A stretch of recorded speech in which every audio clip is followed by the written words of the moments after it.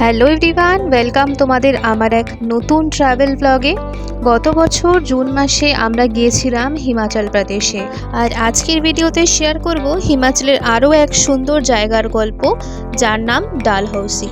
সমুদ্রপৃষ্ঠ থেকে প্রায় 6460 ফুট উচ্চতায় অবস্থিত এই জায়গাটা পরিচিত তার ঠান্ডা আবহাওয়া, পাইন ফরেস্ট আর ব্রেথ টেকিং মাউন্টেন ভিউজের জন্য। ব্রিটিশ আমলে তৈরি এই টাউনের নাম রাখা হয়েছিল লর্ড ডালহৌসির নামে।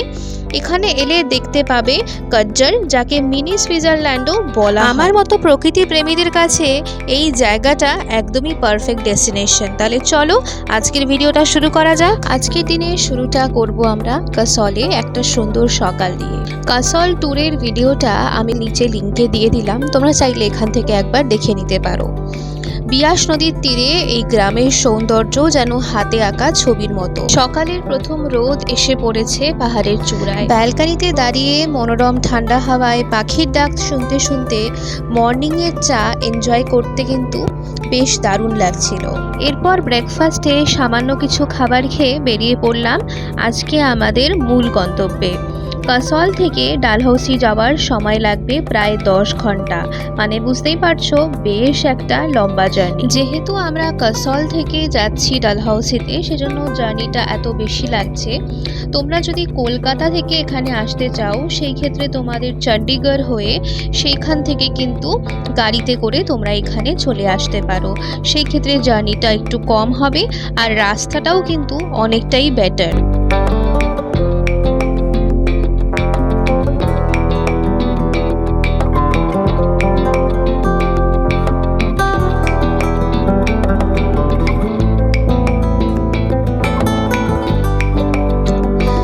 কাসল থেকে ডালহৌসি যাওয়ার বেশ খানিকটা রাস্তাই কিন্তু খারাপ। এখনো অবধি সেই রাস্তাগুলো ডেভেলপিংয়ের কাজ হচ্ছে, হয়তো তাই জন্য পরবর্তীকালে হয়তো আরও বেটার রাস্তা আমরা পেয়ে যাব। আন্ডার কনস্ট্রাক্টিং রাস্তা, তার জন্য রাস্তায় ভীষণ বড় বড় ইটের খোয়া ভর্তি, সাথে ধুলো তো রয়েইছে, তাই জন্য একটু এক্সস্টেড তো আমরা ফিল করছিলাম। এরপর একটা জায়গায় দাঁড়িয়ে আমরা লাঞ্চ করলাম, সাথে ইভিনিং চাও এনজয় করলাম।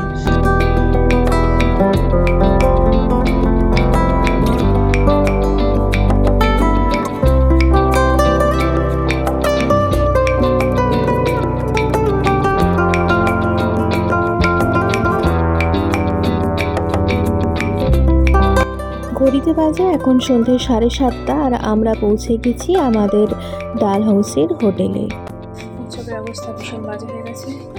10 আওয়ার্সের জার্নি করে এসেছি আমরা এখানে, আর ভালো লাগছে না। ফ্রেশ হয়ে নিই, তারপর আবার কথা বলছি তোমাদের সাথে। আমি এখন ফ্রেশ হয়ে চা কফি কিছুটা খেতে হবে, নাহলে হবে না।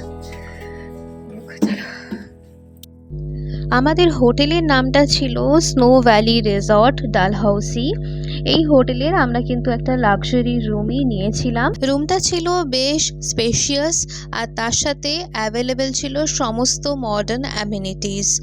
বাথরুমটাও সুন্দর পরিষ্কার পরিচ্ছন্ন, সাথে সমস্ত রকম টয়লেটরিজও দেওয়া ছিল, ইভেন হেয়ার ড্রায়ারও। রুমটাকে সুন্দর করে সাজানো হয়েছিল টি কর্নার দিয়ে, সাথে সুন্দর বসার জায়গা, একটা সুন্দর ওয়ার্কিং ডেস্ক, আর সাথে পুরোটাই কিন্তু একটা উডেন ফ্লোরিং, আর এত বড় একটা মিরর, যেটা আমাদের মেয়েদের জন্য ভীষণই প্রয়োজন হয়।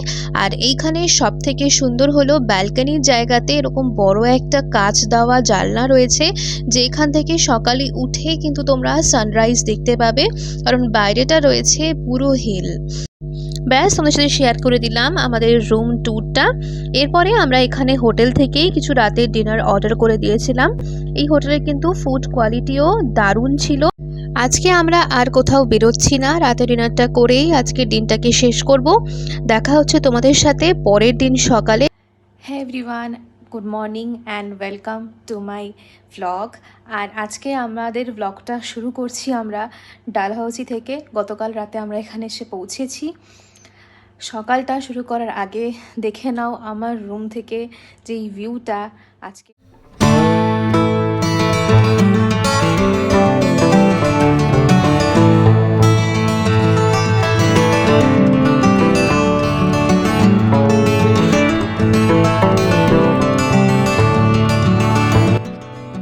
এই হোটেলে আমাদের ফ্লোরেই রয়েছে একটা ইনডোর গেমিং জোন। তো এখন চলো তোমাদেরকেও সাথে করে নিয়ে যাই। দেখতেই পাচ্ছো এখানে রয়েছে বিভিন্ন ধরনের গেমের অপশনস। ইনডোর সমস্ত গেম এখানে রয়েছে। বড়দের সাথে সাথে ছোট্ট বাচ্চা কিংবা টডলার তাদের জন্যও রয়েছে বিভিন্ন ধরনের গেমের অপশনস, সাথে কিছু সফট টয়েস। অমিত চলে এসেছে ওর পছন্দের একটা গেম সেটা খেলার জন্য। আর আমি এখানে ছুঁয়ে দেখছি কিছু ছোটোবেলার স্মৃতিকে। এত সুন্দর সুন্দর খেলনা তো আমাদের ছোটোবেলাতেও পাওয়া যেত না। কাশ যদি আমরা এখন ছোট থাকতাম। যাই হোক, এখানে কিন্তু সুন্দর ভিউও একটা রয়েছে। এত বড় একটা কাচের জানলা, ওটা দিয়ে বাইরের একটা খুব সুন্দর দৃশ্যও কিন্তু চোখে ধরা পড়ছে। তাই অমিত যতক্ষণ গেম খেলছে আমি এখানে বসে কিছুক্ষণ এই সৌন্দর্যটাকে উপভোগ করলাম। এরপরে যাব ব্রেকফাস্ট করতে। এই হোটেলে আমাদের ব্রেকফাস্টটা কিন্তু কমপ্লিমেন্টারি রয়েছে, এখন সেখানেই যাব।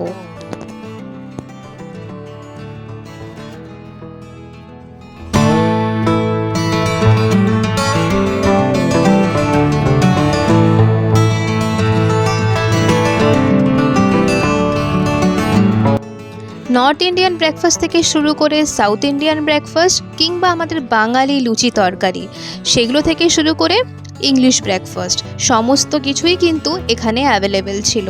আমরা খুব সামান্য পরিমাণে খাবার দাবার নিয়েছি, তবে এদের ক্যাফেচিনোর লোভটা আমি কিন্তু ছাড়তে পারলাম না। দারুণ ফোমি একটা ক্যাফেচিনো দিয়ে আজকের ব্রেকফাস্টটা ফিনিশ করে এবারে বেরিয়ে পড়বো আজকে আমাদের সাইট সিনের জন্য। তার আগে তোমাদেরকে নিয়ে যাই এদের একটা সুন্দর ডেক এরিয়াতে। এই হোটেলের একটা অন্যতম আকর্ষণ হলো এই ডেক এরিয়া। সকালের সানরাইজ থেকে শুরু করে সানসেট সমস্তটাই এইখানে ফ্যামিলির সাথে বসে খুব ভালোভাবে তোমরা অনুভব করতে পারবে। সাথে দূরে ওই পাহাড়ের চূড়া, সবটাই এখন যদিও কুয়াশায় ঢাকা, দেখতে কিন্তু দুর্দান্ত লাগছিল। রেডি হয়ে বেরিয়ে পড়লাম আজকে আমাদের সাইট সিনের উদ্দেশ্যে। আজকে আমাদের প্রথম গন্তব্য হলো কাজ্জর, যাকে বলা হয় মিনি সুইজারল্যান্ড অফ ইন্ডিয়া। সুন্দর পাহাড়ি আঁকাবাঁকা রাস্তা দিয়ে ধীরে ধীরে এগিয়ে চলেছি। চারপাশে শুধু সবুজে ঢাকা দেবদারু আর পাইন গাছের জঙ্গল, দূরে মেঘে ঢাকা পাহাড়। পুরো পথটাই যেন একটা আলাদাই এক্সপিরিয়েন্স। এখানকার আবহাওয়াটাও কিন্তু দারুণ, হালকা ঠান্ডা হাওয়া আর সাথে একদম মন ভালো করা পরিবেশ।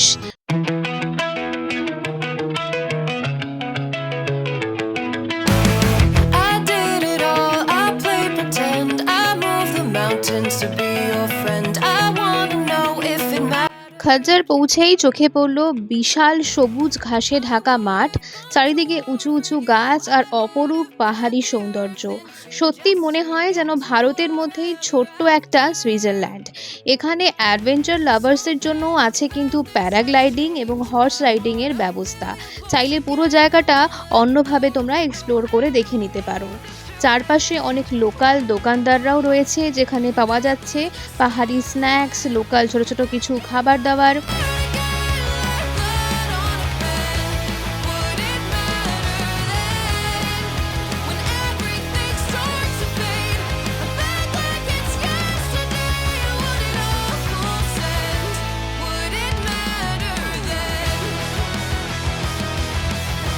বেশ অনেকখানি সময় এখানে কাটিয়ে নেওয়ার পরে ভাবলাম এই ছোট ছোট স্ন্যাক্সের দোকানগুলো থেকে কিছু একটা বানিয়ে খাওয়া যাক। আর আমরা তো বাঙালি, যেখানে যাই কাস্টমাইজেশনটা করেই ফেলি। তো দেখো এখানে আমি বানিয়ে ফেলেছি বাঙালি স্টাইলের ঘটি গরম। কেমন লাগছে আমি খেতে? কেমন লাগছে? আমাদের মতো করে কাস্টমাইজ করিয়েছি আমরা, মুড়ি ছাড়া সব মশলা দিয়ে বানিয়েছি। বাঙালি যেখানে যায় কাস্টমাইজ করিয়ে নেয়, বুঝেছো?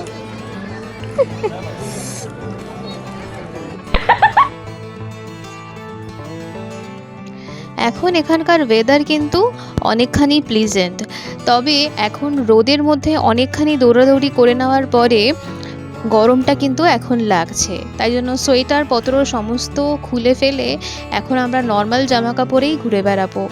আর এখন আমরা যাচ্ছি হলো ডালহাউসির যে ম্যাল বলা চলে যেই জায়গাটাকে, সেখানেই যাচ্ছি। ওইখানটাকে একটু এক্সপ্লোর করব, একটু চাইলে টুকটাক মার্কেটিংও করতে পারি। আর মেনলি আমাদের লাঞ্চ টাইম এখন হয়ে গেছে, আর লাঞ্চটাও ওখান থেকে আমরা করে নেব।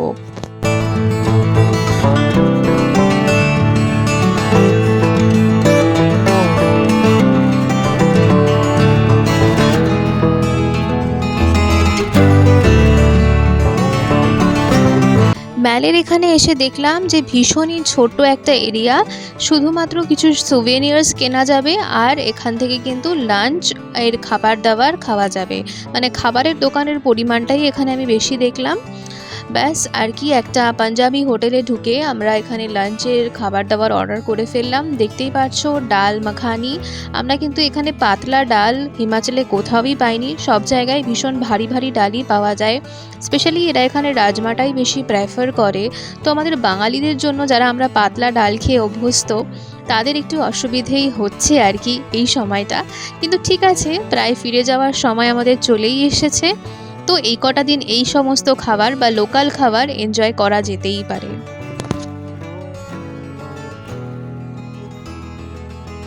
খাওয়া দাওয়া সেরে ম্যালের আশপাশটা একটু ঘুরে দেখছিলাম, তখন চোখে পড়লো একটা ব্রিটিশ আমলে তৈরি সুন্দর চার্চটার বাইরেটা কিন্তু খুব সুন্দরভাবে গাছ দিয়ে সাজানো ছিল।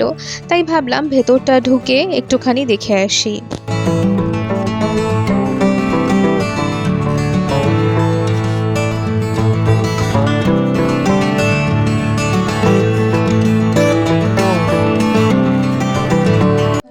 আবারও ডেকে একটুখানি বসতে।